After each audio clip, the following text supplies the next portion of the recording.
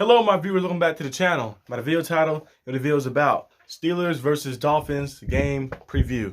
I'm going to go over some things I like about the Dolphins and some things I kind of feel like their weakness. I'm going to go over some things I like about our team, the Steelers, and talk about some weakness as well, and then talk about the keys to victory for us that I believe we can do to help us win this Sunday night against the Dolphins. Starting off with the Dolphins, things I like about the Dolphins, of course, the receiving core. Mainly the two receivers, the top two guys, Tyreek Hill and, of course, Jalen Waddle. Those guys are speed demons. You know, those guys right there are first-class, elite-level receivers. Jalen Waddle, first year in the league, put up 100 catches, 1,000 yards last year, and then now pairing him with Tyreek Hill, who's one of the best and most explosive. I think he's probably the most explosive player in the NFL we've seen probably forever. Like that, he's an amazing player.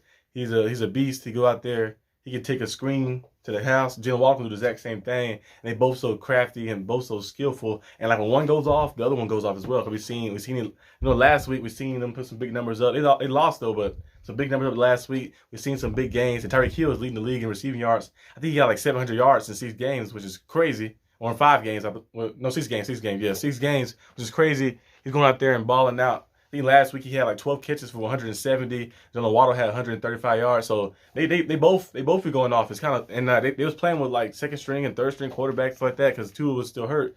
So those receivers are elite level and top guys, and they're gonna be a handful on Sunday.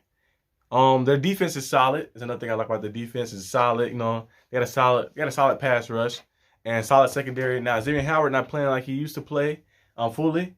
But I think he'll get back into the groove a little bit more later down the line because he is a good player. But their defense overall is solid. And another thing I love about their team as well, too, is their aggressive play calling. I love how the coach, McDaniel, go out there and some aggressive play calling. He trusts his guys. He trusts Tua. He trusts Tua.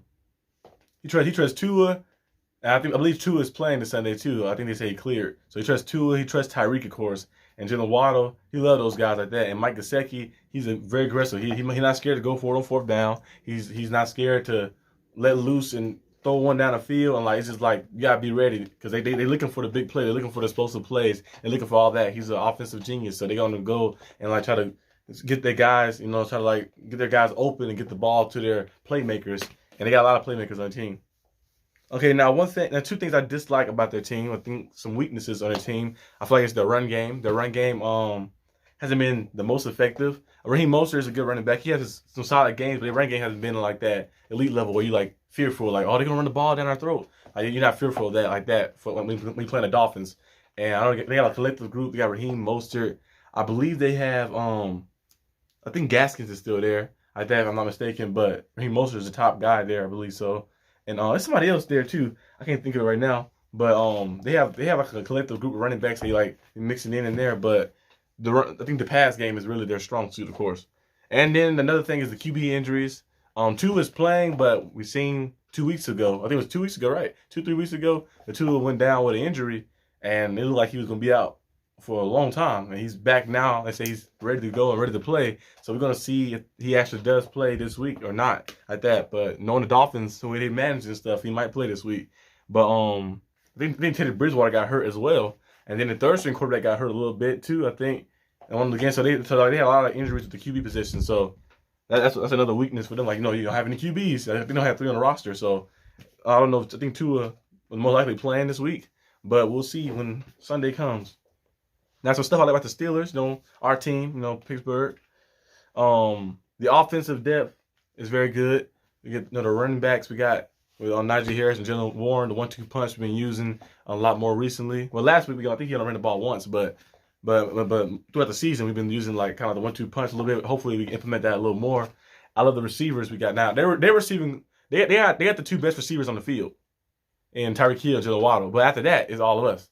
Because we have Deontay Johnson, you have George Pickens, you have Chase Claypool, like that. So you got like a mixture of guys. And you see other guys, you know, guys like now Steven Sims haven't caught a ball yet, but Steven Sims, you know, you see him in the kick return game. See a lot of like playmakers like in the depth wise. And Kevin Austin, I don't know if he's playing this week. Hopefully he does play this week. You have him on the field too. We haven't seen him play yet, but based on what we've seen in training camp and based on the potential we think he should be very good too. But they had the best 2 receivers on the field the Dolphins have. But after that, it's all us. And then, of course, tight ends. But Pat Fryermuth, I don't know if Pat Fryermuth is playing this week or not. I think he might play this week, but I'll double check again. But Pat Fryermuth, of course, Connor Hayward, and of course, Gentry, all those guys out there together is actually a pretty good combination of tight ends, really.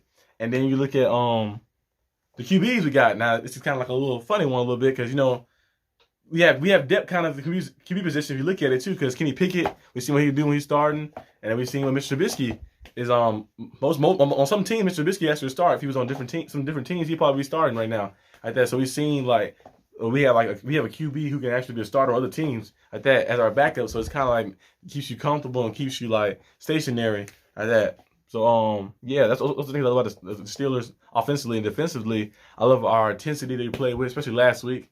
Like that, I know that 1 week against the Bills, the intensity wasn't there, but overall that the season, I think the defense been playing with a lot of intensity, a lot of heart. And now they do allow some big plays, which comes to my weakness, which is next. They do allow some big plays. I know the Bills game, they allowed a lot of big plays. Last week they allowed a lot of big plays, but it's some third downs they kind of like let get, like Chris Godwin getting loose in the middle and stuff like that, and Leonard Fournette making plays. But we didn't let them score. They only scored 1 touchdown. We bend, but don't break. They got to the goal line a couple times. They couldn't get in the end zone, but once. So we did pretty well in that department and like stopping them in the red zone. But we do allow some big plays here and there, especially on third down, playing some soft coverage and being conservative on third down and leaving too much space open for those elite level receivers. And remember the Patriots game too. We seen like Jacoby Myers is mossing them, and then Nelson Aguilar down the sideline, big plays. So we had like some big plays. Don't forget the Jets game, the big play that I think was that Corey Davis. They had that big he had a touchdown he scored. I think it was what's the name? I think that scored. Gary Wilson that had that big play. One of the receivers had that big play they had late in the game and stuff. So we do allow some big plays to happen, and we got to stop doing that. We got to stop allowing that. Remember the Jamar Chase big play touchdown to tie the game up and stuff like that. So we got to stop allowing that to happen. Like we'll like the defense be playing well on first down, second down, and then third down come. We go like 3rd and 15 or something, and we allow a big third down conversion. So we got to make sure we like keep that same energy and play aggressive. Like on third down as well. Not you don't play too aggressive when you get beat in the long run, but like you can't play too conservative when you're playing that off of elite level receivers, and they see all that cushion, especially those guys who are very good at the run at the catch is very good. They can get the ball in their hand. They can make a 8-yard to turn into a couple extra yards on it by making a move and then getting past the secondary and then getting the first down or and the touchdown. So we gotta stop allowing those big plays to happen. And our running game isn't that as effective as I would like our running game to be, as part of the team would like the running game to be as well. Because Najee he run, it's like some solid running, like 50 yards and 60 yards and stuff like that. But we need to see I want to see our team putting up 140 rushing yards plus a game like that, at least around that range, at least 120 or something like that, around that range with the 1-2 punch. I want to see the perfect game would be to see Najee Harris at 110 or 12. And then see Jaylen Warren at 70 or 80 with some catches and stuff. That'd be a perfect game to see. But we kind of I think we're a little while away from getting to that level. Another one is Kenny Pickett's health. I know he's on clear concussion protocol, so they say he most likely be starting this Sunday. But some teams might say, hey, it's a rookie concussion early on like that on Sunday Night Football. I know you have a lot more time to prepare, but you might say, hey, Mr. Trubisky didn't look that bad last week.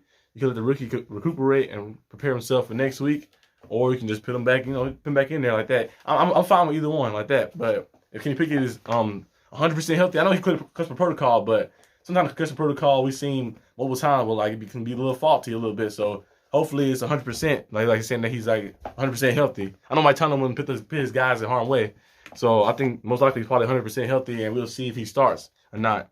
But yeah, I think the keys to victory is the next segment of this. I believe the keys to victory is simple. Playing with the same mentality we played last week, not caring about what the record is, just going in to this week and thinking, let's be 1-0. Let's be in 1-0 this week. Play that same mentality, because those were the backups playing. Those were the backups, some of the guys we had, to pick some guys up, sign some guys from the practice squad up to the main roster, and those guys went out there perform. So some of the starters who was out should be inspired by that performance, because those guys went out there perform. Because when we had to start with some of our starters there, most of our starters there in that Bills game, 38-3.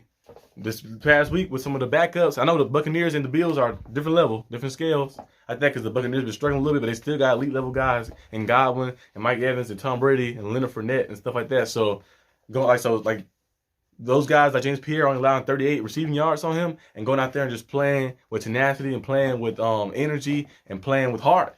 That's all we got to play with for like this week. Just play with heart, play with intensity, and go out there and shine.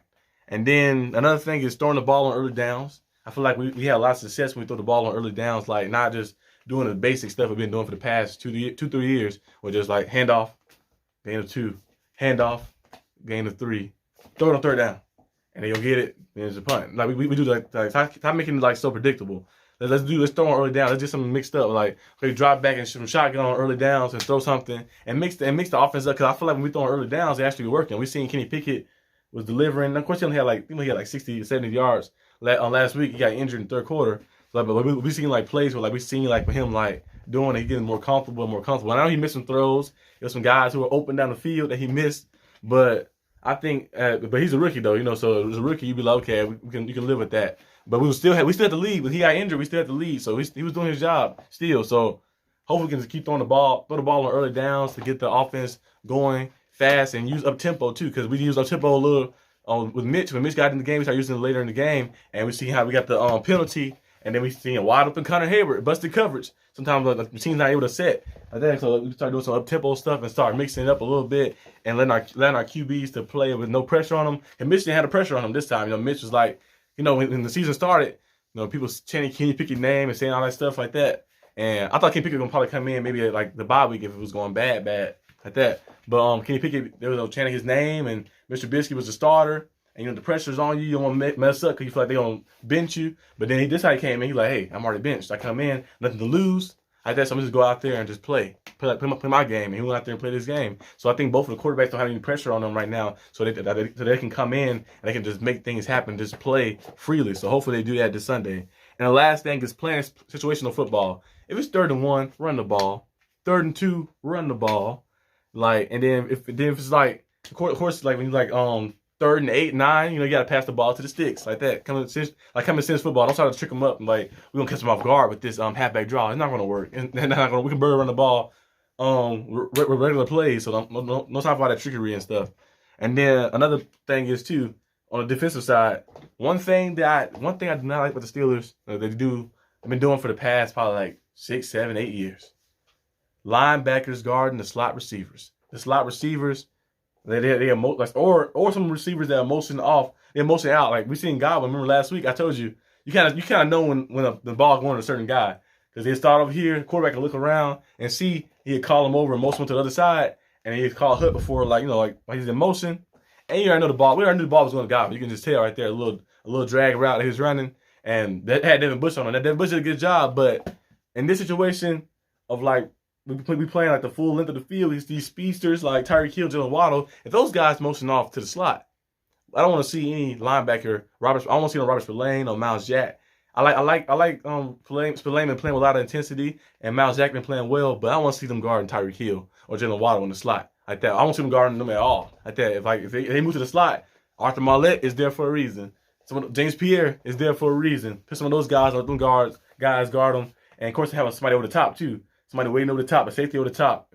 Wherever those guys line up, like play that the Tampa 2 like defense, that cover 2 defense, where you let them have anything inside. Because Tua is not really a deep ball thrower, a strong arm QB that throw the ball down the field to push it, but he's more like a guy who's like take the intermediate style of the field. So you really don't have to play that far off. Actually in the cover 2, really, you probably can like mix it up a little bit differently and just like kind of like man the middle and like in a zone like stance. But in certain situations, I think you probably have to double team, of course, Tyreek Hill and Jalen Waddle throughout the game, and like make sure you like say, okay, pick your poison. Because like, if you double team both of those guys, you might have to man up with some other guys. And Mike Gesicki is not too bad himself, so this should be a very interesting way to see how the Steelers gonna kind of like use that defense. But if the pass rush can get home, they got home last week, it should help a lot. Because Tua is not the biggest quarterback in the world like that, so you can get like Cam Hayward. Like 6'5" or 6'6", whatever that's all he is, and Larry OG get in there, and some of those guys get in there and cause some havoc on them, and you can probably give him throw him out his game, and he's been out for 2 weeks, 2 or 3 weeks, so he might be a little rusty, so maybe something use that in your favor like that. And the Steelers fans do travel well, so we might hear a lot of Steelers fans in the stadium. So it might sound neutral in the Dolphins Hard Rock Stadium. But that's all I got for this video today. If you like this video, leave a like, subscribe. And I'll see you next time on the channel, which will probably be Sunday, because I will probably be live streaming, most likely live streaming the Sunday Night Football game. So come check us out. Come watch it with me. Last time we did the primetime live stream, we lost as we played the Browns. Yeah, it was a bad game, but this time I feel like it'll be very good. I feel like the team will be ready. So come check us out, and I'll see you guys next time. Peace.